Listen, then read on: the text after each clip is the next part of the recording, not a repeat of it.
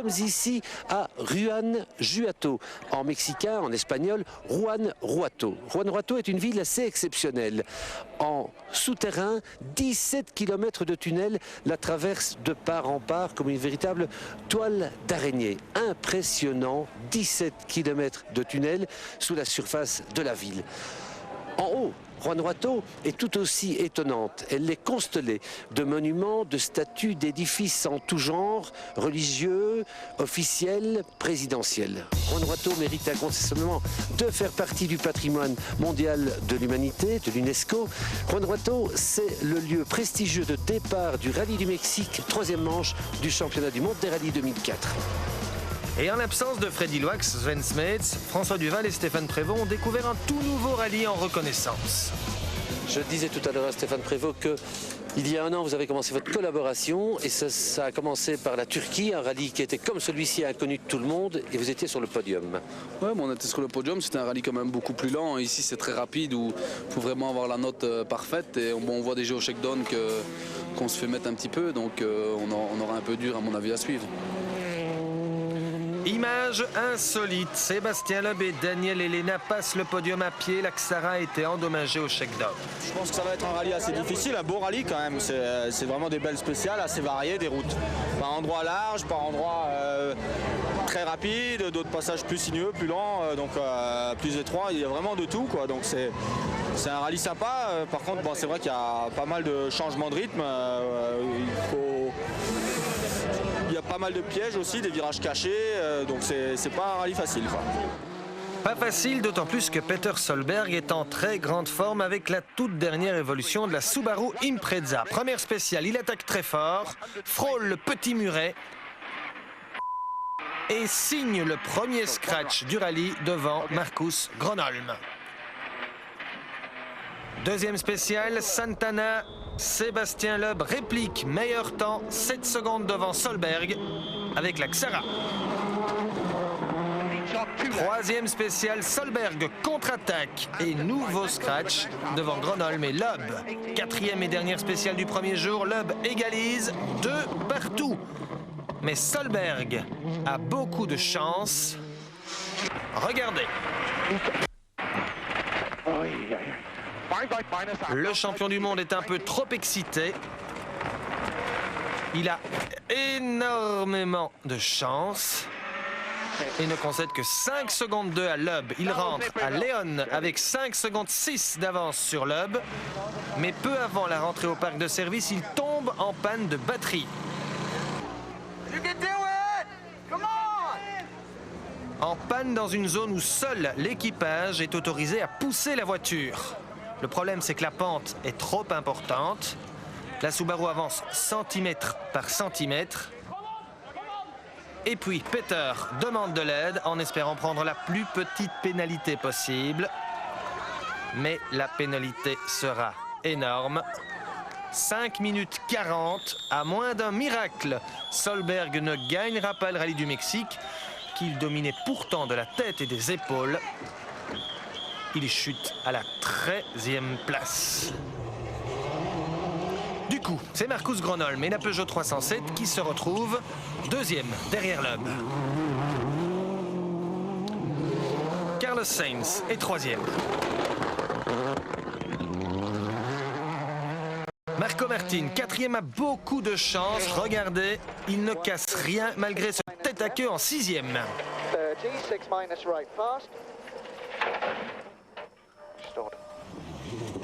Harry Rovanperä, le remplaçant de Freddy Loax chez Peugeot, pointe en 5e position, 9 secondes devant François Duval, 6e, et chaleureusement entouré dans le hall de service.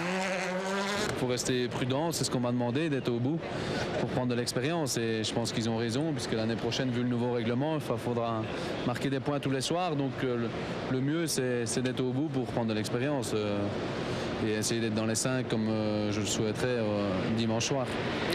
Bon, encore une petite photo et on jette un coup d'œil sur le classement de cette première journée. En tête, Loeb devant Gronholm, Sainz, Martin, Rovanperä. François Duval est 6e à moins d'une minute. Hirvonen est 7e, Panizzi 8e. Et regardez, Peter Solberg 13e à 5 minutes 34. Et bien voilà, cette première journée du rallye du Mexique a été assez extraordinaire, assez exceptionnelle, avec pas mal de faits de course, pas mal de belles bagarres aussi au sommet, et puis sous un soleil assez exceptionnel. Le soleil mexicain, il est fantastique. Maintenant, on va se reposer un peu et, comme au Mexique, on va partager un repas avec des amis, con amigos, non? Amigos. Alors, qu'est-ce qu'on mange au Mexique en fin de journée pour se désaltérer, pour se rassasier? Mais regardez bien, il y a bien entendu des herbes essentielles, et puis il y a des grosses crevettes, qu'on appelle ici des camarones, et puis il y a du citron, très important pour étancher la soif, puis il y a du sel ici, regardez, voilà le sel. Il y a les fameux piments, qui sont par exemple comme celui-ci, assez terribles.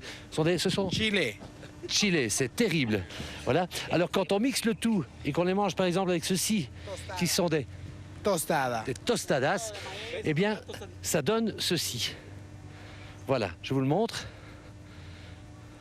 Et alors, vous avez dit que c'est quoi, c'est? Es afrodisíaco, ¿no? Este cabrón te pones bien filudo. Il paraît que c'est aphrodisiaque. Alors, pour se calmer un peu après cela, eh bien on a le choix avec de la bière locale dont on va pas vous montrer la marque. Non, on peut pas dire. On peut surtout pas dire la marque.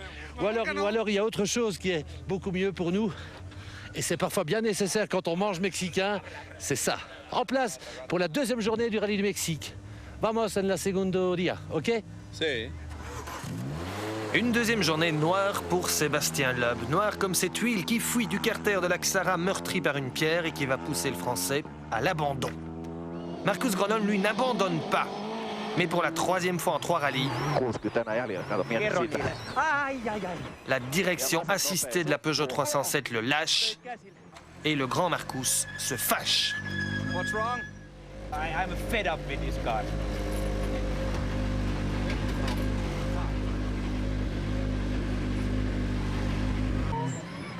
Sur l'autre Peugeot, Harry Rovanperä tape une pierre à droite, là, et casse un bras de suspension. Il s'arrête, arrache la roue, perd 16 minutes et plonge dans les profondeurs du classement. Image surréaliste. Solberg signe tous les meilleurs temps de la deuxième journée et remonte à la 5e place derrière son jeune équipier chez Subaru, Mikko Hirvonen, 4e. En tête, on retrouve un Marco Martin qui, pour une fois, est épargné par la malchance. Mais l'Estonien n'a pas beaucoup d'avance. 14 secondes sur Carlos Sainz, en grosse bagarre avec un François Duval épatant.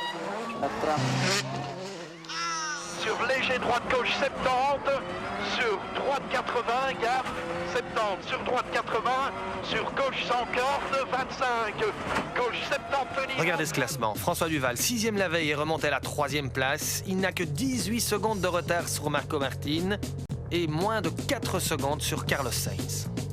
Le soleil est là, au départ de la 3e journée du rallye du Mexique, et 3 pilotes peuvent encore gagner.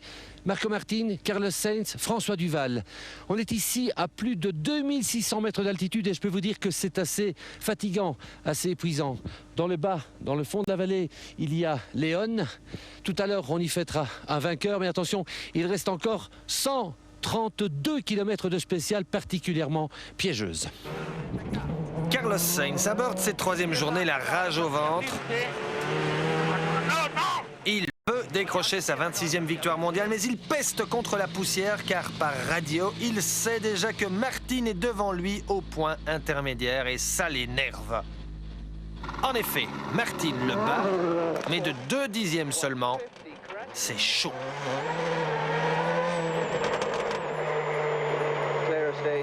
Pendant ce temps, François Duval les laisse se chamailler avec beaucoup de maturité.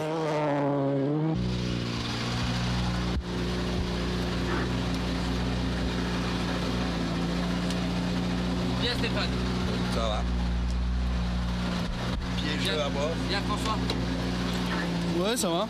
On prend pas de risque, on est beaucoup moins vite qu'hier. Bon, je pense que c'est la solution. Hein. On est 3e, c'est pas mal. C'est qu'un risque aujourd'hui. Non, on est arrêté complet tout de suite. Mais c'est piégeux. François is 1844 decimal 4, 4 decimal 4. C'est le bon rythme. Ouais, sans problème, c'est hyper piégeux. Malgré les pièges, Carlos Sainz va prendre tous les risques. Et ça marche. Il signe un scratch et commence à sentir la victoire à sa portée.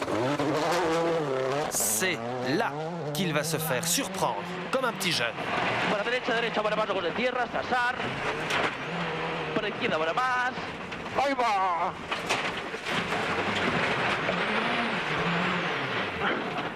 Corre, Marc. Dans la précipitation, Marco Marti se coince un doigt dans la portière. Regardez. Il perd de plus d'1 minute, termine 3e du rallye. En grand seigneur, Sainz reconnaît son erreur. C'est votre faute ou la faute des freins? Bon, nous avons un petit problème après tous les spéciales, il faut bouger. Je l'ai fait entre la 1 et le 2 de ce matin. Et mon faute, c'est que j'ai perdu la clé pour faire entre le 2 et la 3. Il n'était pas possible de bouger. Et moi, j'essayais de rouler vite. J'arrivais un peu trop fort dans une place. Et après, j'ai fait un demi-tonneau, pas très très fort, mais suffisant pour perdre 2 minutes. Voilà donc François Duval propulsé au 2e rang à 35 secondes de Martin. Ce n'est pas beaucoup, mais les deux Ford sont en tête du rallye et dans le bon ordre. Ford mise tout sur Martin pour être champion du monde. Duval, malgré son jeune âge, a bien reçu le message et loin de lui l'idée de faire de l'ombre à son aîné estonien, du moins pour l'instant. Duval-Prévost signe leur meilleure performance depuis le début de leur collaboration. Tiens, il y a tout juste 1 an.